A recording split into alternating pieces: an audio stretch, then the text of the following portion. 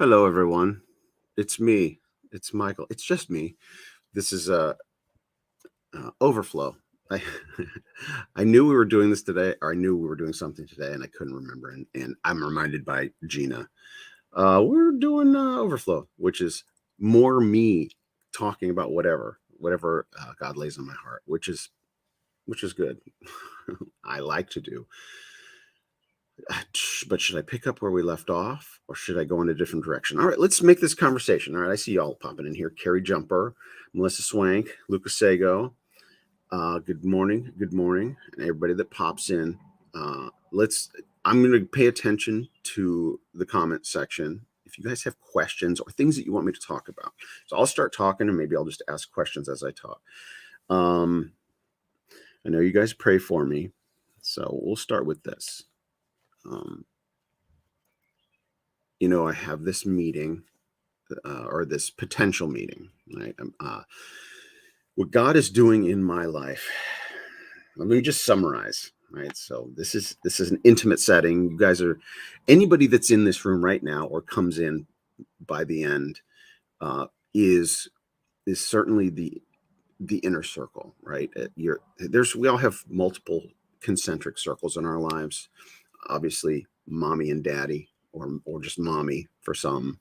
That's the first intimate encounter we have. The person who brings us into the world, and then family starts out as the inner circle, and then when you get married, that's your inner circle.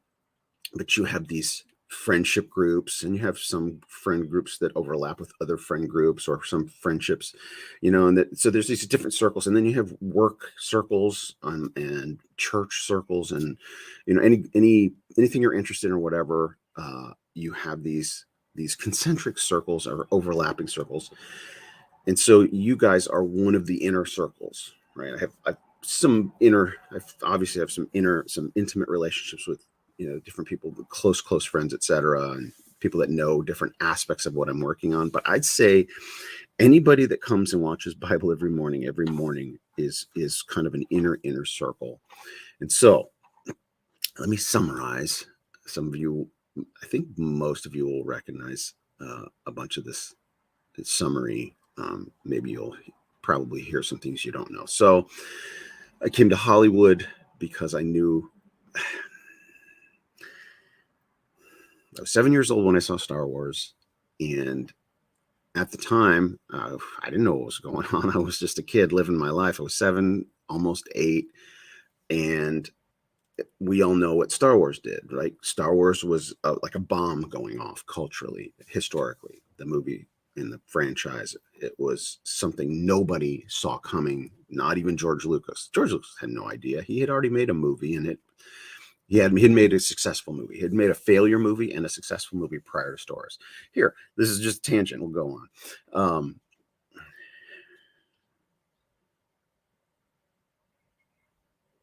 Sorry, just reading Jacqueline. Yes, increase our faith. I know it was a typo. Increase our faith.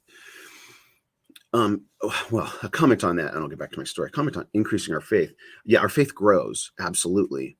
But keep in mind, all you have to do is have faith, and you do when you are born again, because it's what your faith is in that has the power. It's not your faith that has the power. It's what your faith is in that has the power. And a perfect analogy I have for that was given to me by Doug Wilson is, before they had airplanes, there were the guys trying to invent flying devices. And there was the guys that would put on the wings. They would put on these wings. And the guy who gets up on his barn with his invention of wings and jumps off to his death, well, he had great faith. He had great faith in something that he shouldn't have had faith in. His faith was in the wrong thing. The old lady who hates traveling, hates flying, but wants to go see her grandchildren on the other side of the country, gets on that airplane with very little faith. But she gets to the other side of the country to see her grandchildren because the thing she has her faith in is a good set of wings, right? The one guy had great faith in a bad set of wings. The other woman has very weak faith in a very good set of wings, right? So a bit of a tangent there, but our faith is constantly increasing, but we don't have to depend on our faith for the power, right? Our faith is in the greatest power, right? The Almighty. And so keep that in mind. George Lucas made a failed movie and made a successful movie before he made Star Wars. That's the brief history. We'll get to the Star Wars here in a second. But the failed movie is when he was in film school, he did a student film that everybody loved. It got everybody's attention. And after film school, that was turned into a feature film. And I've seen it and I loved it, but it's very sci-fi. It's very, you have to be kind of a student of art and film to appreciate it, called THX 1138, starring Robert Duvall. So that was a box office dud, a fail. But it didn't stop him. He had enough connections or whatever, had enough drive. And then he made a successful movie, and it was a surprise success. It was called American Graffiti. And I saw that one and loved it. And that introduced Harrison Ford as well. It's the first time I saw Harrison Ford. Actually, I saw him Star Wars first, saw American Graffiti later. But so Lucas, if American Graffiti had failed, we probably never would have had Star Wars. But Lucas was investing in the sequel to American Graffiti, or he was working hard on the sequel to American Graffiti simultaneously as working on this space western called The Star Wars, originally The Star Wars. So Star Wars happened. Nobody had any idea what it would be, but it's a bomb that detonated, a cultural bomb. It's like Mozart writing, composing something that has, impacted culture for generations. And Star Wars, it's got quite a tarnish on it right now. I don't know if it'll ever recover, but for what it was, for what it has been, I walk into that movie as a 7-year-old. It seems like that was, well, not seems like, absolutely, that was God's design in my life. I'm a kid, go in, and what do I see? I see a world. I walk into another world where evil seems to be prevailing, and a hero is focused on, and that hero triumphs over evil. Period. That's the Star Wars story as a 7-year-old kid. It's like this amazing world is going to be destroyed, and keep in mind, genocide was a part of that story. The Death Star was a genocide device, right? The Death Star was a genocide machine, right? It destroys planets, right? That's cultures. Look up the definition of genocide. There are about 5 or 6 things that fall into that category, that when these are all present, that's genocide. And so that's what I was faced with. I remember, and this is important, and it's a recent memory, but I remember the first time I saw that beam from the Death Star aimed at Alderaan. And I remember when it exploded, the horror as a 7-year-old kid. I remember the horror of all of those souls perishing instantaneously. So that was God speaking to me. That was God speaking to me from Star Wars, as a 7-year-old kid. And I came out of the theater going, oh, I think that's what not I guess, and not I think. You know how those just kind of roll off our tongue, as I just did. I guess, I think. No, I walked out of that theater somehow knowing that I was going to work in Hollywood and work in Hollywood on this kind of subject matter, on this kind of story. Because from that point on, any adult, oh, hi, little Mikey, what are you going to be when you grow up? I'm going to be a filmmaker. It was never I want to. I think it's what I am going to be. And so now I'm there. Long story short, I did not go straight into Hollywood. I did not pursue a film education or anything. I was diagnosed alcoholic when I was 14. I was a drug addict. It's like, and then God saved me at 18, a clean slate, blank slate. And then I decided to go to college when I was 24, and I graduated from college at 27, right? Late bloomer. Then I got a career so that my father-in-law would say, yes, you can marry my daughter. And then I got laid off from that career, and I have a 1-year-old child, and I'm 33 years old. By that time, most people are deep into a career. And I got a mortgage, I got a wife, I got a 1-year-old baby, and I have nothing. I've got nothing. So that day, the day I got laid off, I met a screenwriter, Christian Hollywood screenwriter, producer guy. who told me, well, if you want to work in Hollywood, why don't you live over there?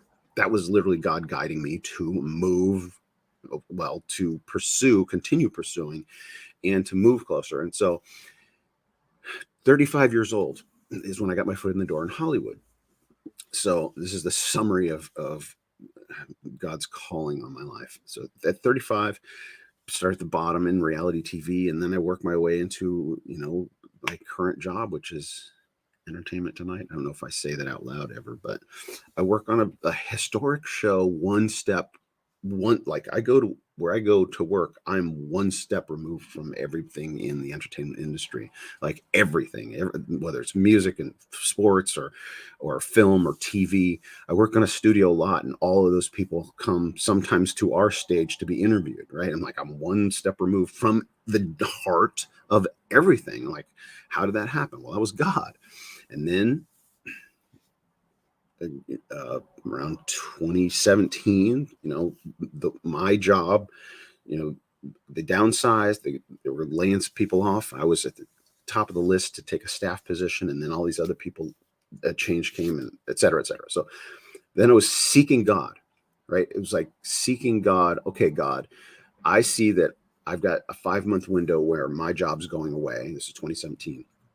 I'm either here just to work for other people, to find another guy to work for or something, or I'm here, God, you brought me here to do something important, right? Not just work for somebody else, but maybe there's a story there. Maybe I have a story, or maybe there's a story that I'm supposed to tell while I'm here. That was sincerely my position. I'm like, okay, I'm going to seek you, Lord. I did a 3-day fast, water only fast.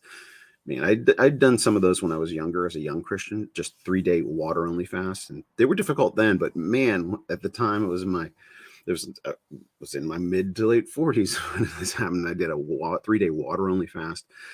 It was extremely difficult, but that struggle is what fasting is about. It's like denying yourself, and focusing, and not even necessarily feeling productive in prayer. Just the suffering part of it, struggling to maintain that fast.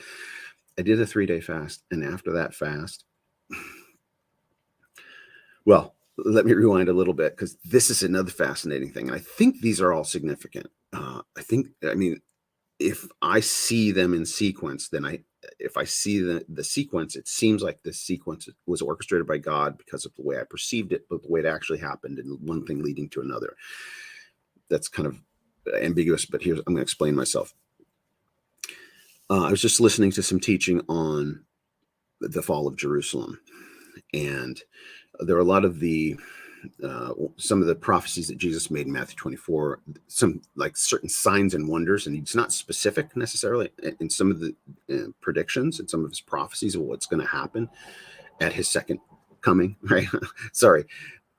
For those who are not post-millennial, what I mean, I don't really mean second coming. There's a coming that we refer to as second coming when we see him in the body, and that's the end of human history, when death is over or whatever. But he was prophesying in Matthew 24 another coming, him coming in judgment. So, and he was describing a bunch of things. And Josephus was a witness to the fall of Jerusalem. Josephus was a historian, a Jewish historian. So he witnessed it. He was a Jewish general who was taken in by the Romans and allowed to document the history. And one of the signs that happened during the fall of Jerusalem, because this was a thing that happened for a while. The fall of Jerusalem wasn't like one day and it's over. It's like there was a siege, there was a war, it went on for 3.5 years, 42 months, right? Like, as prophesied, that was, the 3.5 years of the fall of Jerusalem. There was a sign in the heavens. There was like a shooting star, some comet or something, that hung over Jerusalem for a year in the shape of a sword, right? You see a shooting star and it looks like a sword, and it hung over Jerusalem during at least a year of the fall of Jerusalem. And that was prophesied. Signs in the sky. So astronomical signs. It's like, we think, those primitive tribes, those primitive tribes, look in the sky and say, oh, that's God doing something, right? And we think that's primitive of those tribes to think that. But it's like, it is God doing something. I created the heavens and the earth out of nothing. And so there was a sign in the sky at the beginning, at the very front edge of a series of miracles in my life. And what was that sign in the sky? My pagan, atheist, agnostic, whatever uncle, the one rich uncle I have, took my family and I to Wyoming on August 25th, 2017, to experience the what's called totality. When you have an eclipse of the moon blocking out the sun, totality is when these two circles overlap, and then the ring around the moon is the sun behind it.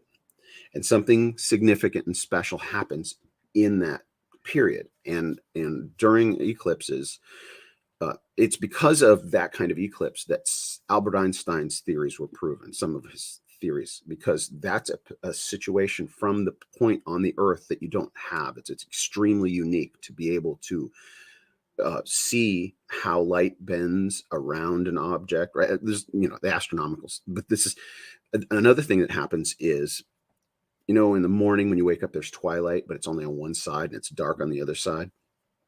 In totality of an eclipse, everywhere you look, it looks like twilight, right? And that's the only time that exists. And it's just this weird sense and feeling that it's like there's no describing it. I can't even describe what it's like. You just have to experience it. And so I got to experience it.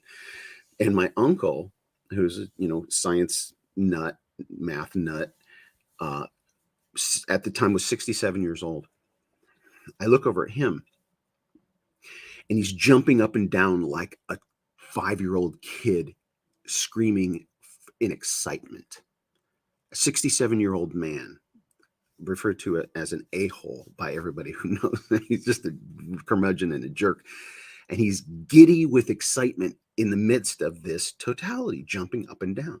And for me, I'm like, because I'm a Christian, I'm like, this is an important moment for me in my life, for my family. And there were other things going on that I won't go into, but like this whole trip was significant. It was a time when I openly shared with my uncle, and he doesn't have any kids of his own. He's a wife, and my uncle and his wife, I openly shared some of what I've been telling you about. I feel like God has called me because when I saw Star Wars, right? I openly told them that sense that I had and that feeling on that trip. So, and it was a really good trip. I had this thick book of basically apologetics from science to philosophy. And I was like, I'm going to give this to my uncle. I'm going to let him borrow it. I just want him to see it.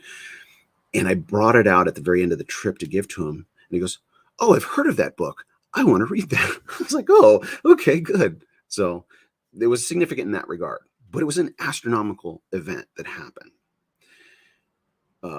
A week later, I was on this fast, this 3-day fast, right? So I knew my job was coming to an end. And this was about the time my job was coming to an end. I was praying, seeking the Lord, all kinds of stuff. Went on this eclipse, this trip. It was like an amazing astronomical event. And then I did the fast. And then I came across the Soghomon Tehlirian story within a month. The fast was at the beginning. The fast was at the very end of September. And discovering the Soghomon Tehlirian story of 2017. Discovering the Soghomon Tehlirian story was by October 11th, right? So the fast ended late September. So a month after the eclipse, I did the fast. And then I came across the Soghomon Tehlirian story, a story that had never been translated into English, a story that exposes the kid who killed Hitler's hero, right? It's like this, all of 20th century history ties to the beginning of the 20th century. And I come across a story. It's never been told in English. It's never been translated in English. I meet, the second time I go to this bookstore, I meet a guy who's a historian that just lost his job working as a legal, as the staff historian for the guy who translated the transcript of Sogomon's trial. Like, all these connections happen. He's out of a job and looking for something to do and becomes my historian on my project. He's also knows the family, happens to know Sogomon's son, and introduces me to Sogomon's son within 2 months of all this. Like, so this ride started with a bang. It accelerated like so rapidly right at the beginning. There was a solar eclipse, and then I fasted, sought the Lord, and he answered with a buried treasure. like literally. So the first metaphors that I always describe are I'm walking across a field and I stub my toe on this thing in the ground and I look down and it's shiny and it's amazing. And I dust it off and I realize this is a deep, deep, deep treasure, but I'm just scratching the surface. And over the last 6 years, the treasure's gotten deeper and deeper and deeper. And so I'm at a moment right now where seems like I'm about to meet one of George Lucas's buddies, an Armenian, one of the guys who was there. He was a classmate with George Lucas. He helped on George Lucas's student film, and he then was working for other, like Alfred Hitchcock. When George was doing Star Wars, he was like, "Oh, George's like, come help me on Star Wars." He's like, "No, I'm working for Alfred Hitchcock. How can I leave this job? This is an amazing job. It was one of Alfred Hitchcock's last movies." And that guy's a Christian who lives like, a couple miles from me. Not saying that he's like got to come in and be all involved, but that might be what God is doing. It's just this kind of full circle moment where I'm at. And so just keep praying for me. Where things stand right now, I'm just going to be transparent. I just finished, and I mentioned this the last couple of days on Bible Every Morning. I gotta put some of this up. God works in miraculous ways. Your project has been inspired by Him. He reveals things through Amen. So here's where things are.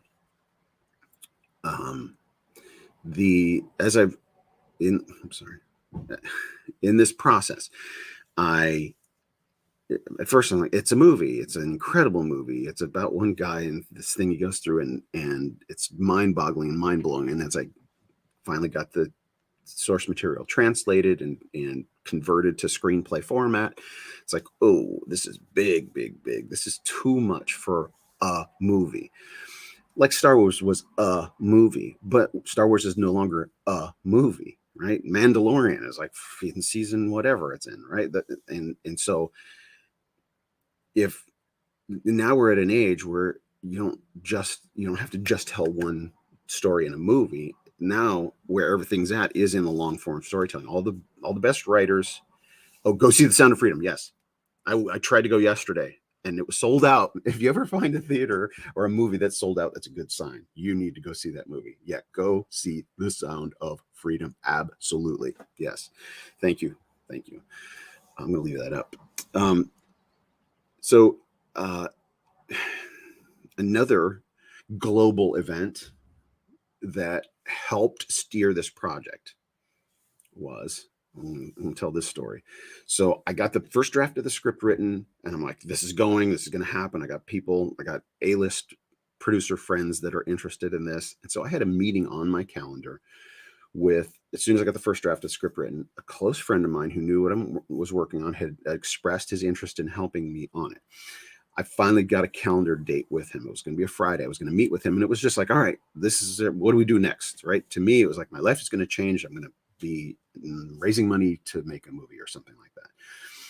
So I'm looking forward to that Friday meeting. I mean, there's a friend of mine who's Vin Diesel's producer, the guy who did the last couple XXX movie, or not XXX, Fast and Furious movies. That's the guy, the executive producer that did the last couple of them. He's been involved with Fast and Furious since the third one. And so I'm going to meet with this guy Thursday before the Friday meeting. For the first time in history, international travel is shut down. Flights stop. Every plane grounded for the first time in history. You all remember that day. Remember that day? That was the day before my meeting, right? That was the day on the calendar before. Nobody knew that was going to happen. Nobody could have predicted that it happened. I had a sense my life was going to change, but I thought it was associated specifically with what I was working on. So I text my friend that day, Thursday, are we still on for tomorrow? And he responds saying, I'm putting out fires on all my movies.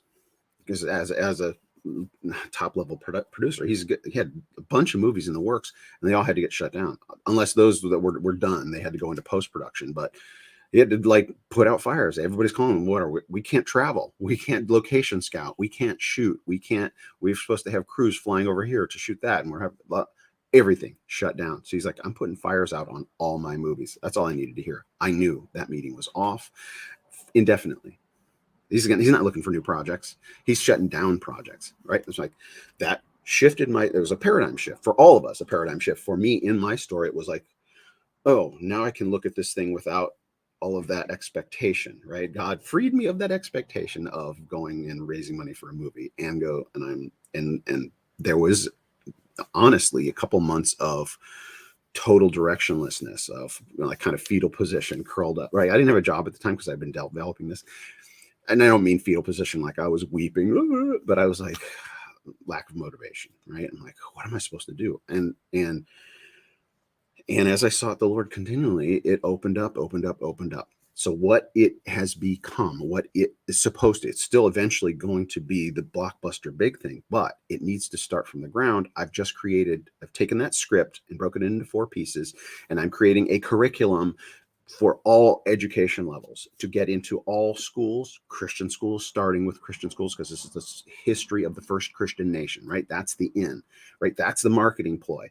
Like, I've created something that's never existed. I've created a 144-page book that is curriculum number 1, a college course or an elementary class that just reads through it, right? Any education level.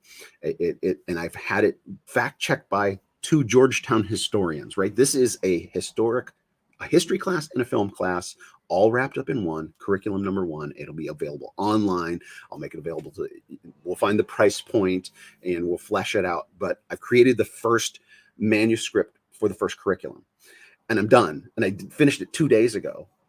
And then the next day, I get an email connecting me to this Hollywood Star Wars producer, right? I'm telling you guys, this was yesterday and the day before and the day before. It was July 2nd, 3rd, and 4th, another string of events, right? I finished this first book that's going to be my calling card, that's going to take me on book tours, and I'm going to be in churches talking about this story in the flesh to people. That's the vision. But it's also going to be an online course for anybody who's interested in the history and media production, right? That's what's being created here. It's going to be available on the store when we put it up. So once I completed that, Gina literally just sent me the printable version for me to double check one time. And then she's going to print a copy, a draft to send to me so that I can have it when I go into this meeting with this Armenian producer and say, oh, this is what I'm working on. What do you think? So it was literally the day after I finished it, I get the email that I don't know if I'm ever going to have a meeting with this guy. I don't know. And I get an email connecting me to him. And so there's a little bit of confusion. According to him, in what I see him communicating, I was supposed to be connected to him earlier, like last month. He's like, I thought he was going to reach out to me in June. And the other person goes, well, you had eye surgery and we wanted to wait until July or whatever, right? This is all conversations they were having before I got connected to them, because the thread is when they sent the email connecting me, I see the thread that they've been communicating back and forth with each other for weeks. So, and he's an old guy and he's a curmudgeon. And so I don't want to, I've emailed him. He hasn't responded yet. So just pray that he will have peace in his heart. This is my prayer request for you in these last few seconds. Pray that this old guy, Howard, will have peace in his heart and put a time on the calendar to meet with this guy, Michael. That's all. That's my prayer, that I would have a meeting with him, and then I'll have this book ready to show him. This is going to be the first draft, and I may leave it with him I'll probably leave it with him to read, and then want to get it back there. Just updating you guys. Like I said, this is the inner circle. Anybody listen to what I'm saying? You are at the heart. You're hearing the heart of what I believe is something that's transformational to the world, bigger than Star Wars by 100-fold. I really believe that. And it's in God's hands. So love you guys. Time's up. I got to get back to work. Love you. Thanks for hanging.